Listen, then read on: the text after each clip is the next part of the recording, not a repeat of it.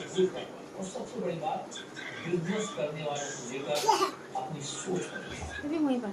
ये सोचना बंद करें कि हर बिजनेस करने वाला बेईमान होता है। ये देखें कि वो कितनी एम्प्लॉयमेंट जनरेट करता है, कितना इंफ्रास्ट्रक्चर खड़ा करता है, देश की इकोनॉमी को कितनी मदद करता है। अगर ये सोचेंगे तो इस टेरिस वॉर को बड़े अवसर में अपॉर्चुनिटी में बदला जा सकता है। अगर दुनिया में अपनी जगह बनानी है तो आज बिजनेसमैन की तरह सोचना होगा, बिजनेस करने वालों को रिस्पेक्ट देना होगा, दूसरा कोई। प्रधानमंत्री मोदी 2 दिन के दौरे पर अब से थोड़ी देर पहले श्रीलंका पहुंचे हैं। मोदी राष्ट्रपति अनुकुमार दिसानायके के निमंत्रण पर श्रीलंका गए। पिछले साल श्रीलंका में सत्ता परिवर्तन हुआ था। वामपंथी नेशनल पीपुल्स अलायंस के नेता अनुकुमार दिसानायके नए प्रेसिडेंट बने थे। दिसानायके के राष्ट्रपति बनने के बाद किसी हेड ऑफ स्टेट का ये पहला श्रीलंका कोलंबो पहुंचने से पहले प्रधानमंत्री मोदी ने थाईलैंड की राजधानी बैंकॉक में 6वें बिम्स्टेक सम्मेलन में हिस्सा लिया। फिर बैंकॉक में मोदी ने बांग्लादेश की अंतरिम सरकार के चीफ एडवाइजर मोहम्मद यूनुस से आगे को रखा। पिछले साल 5 अगस्त को बांग्लादेश में शेख हसीना की सरकार के खात्मा के बाद मोदी की मोहम्मद यूनुस के साथ ये पहली औपचारिक मीटिंग थी। बांग्लादेश की तरफ से की गई रिक्वेस्ट के बाद हुई इस मीटिंग में मोदी ने मोहम्मद यूनुस के सामने बांग्लादेश में हिंदू पर हो रहे जुल्म का मोदी ने मोहम्मद यूनुस से कहा कि वो हिंदुओं, बौद्धों, ईसाइयों और दूसरे मानवता के खिलाफ हुई हिंसक वारदातों की जांच कराएं, दोषियों को कड़ी सजा। माइनॉरिटीज की अल्पसंख्यकों की जो वहाँ की हालत है और इस विषय को लेके बातचीत में जो दोनों लीडर्स के बीच में हुई, जैसा मैंने अपने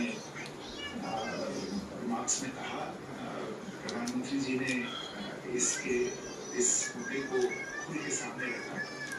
इसके बारे में हमारी गहरी चिंता उन्होंने जताई और इसका असर जो बाकी समाज पे होता है उसके बारे में प्रोफेसर यूनुस को अवगत कराया और उन्होंने अपनी आशा जताई कि आखिरकार ये जो मुद्दा है इसकी जो जिम्मेदारी है वो बांग्लादेश सरकार की है। उन्होंने आशा जताई कि बांग्लादेश सरकार इस विषय पे अपनी जिम्मेदारियों पे खरी उतरेगी और इन चीज़ों को आगे इनकी जांच करेगी।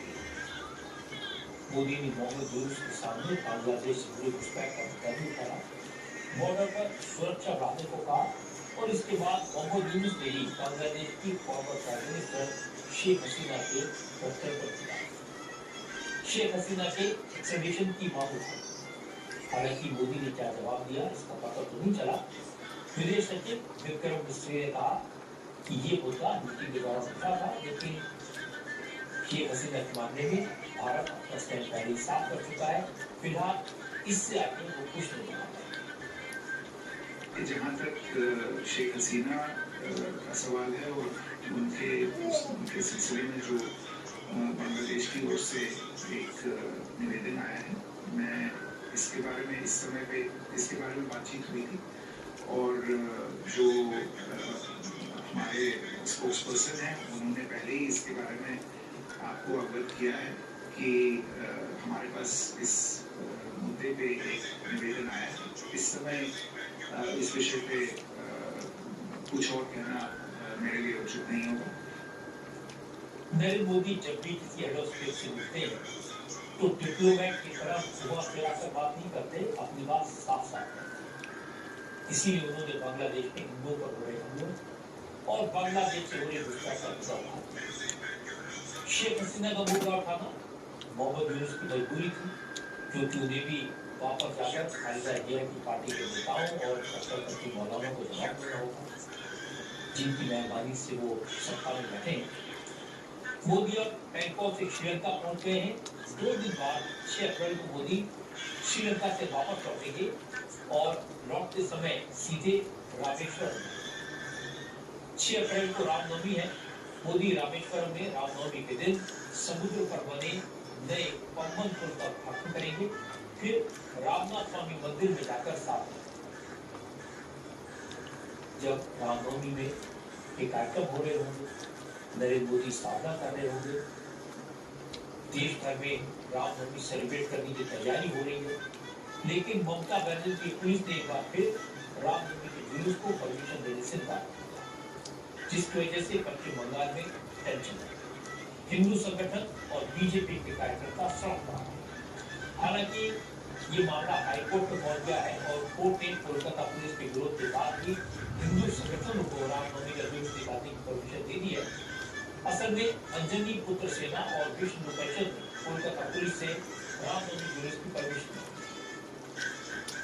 लेकिन पुलिस ने ये कहकर अनुमति देने से इनकार कर दिया कि ये जुलूस मुस्लिम बहुल इलाकों से निकलता है। पिछले साल जुलूस के दौरान हंगामा हुआ था, पत्थरबाजी हुई थी, इसलिए उस रूट पर जुलूस निकालने की परमिशन नहीं दी जा सकती। पुलिस के फरमान के खिलाफ अंजनी पुत्र सेना और विश्व हिंदू परिषद ने कलकत्ता हाईकोर्ट में अपील की।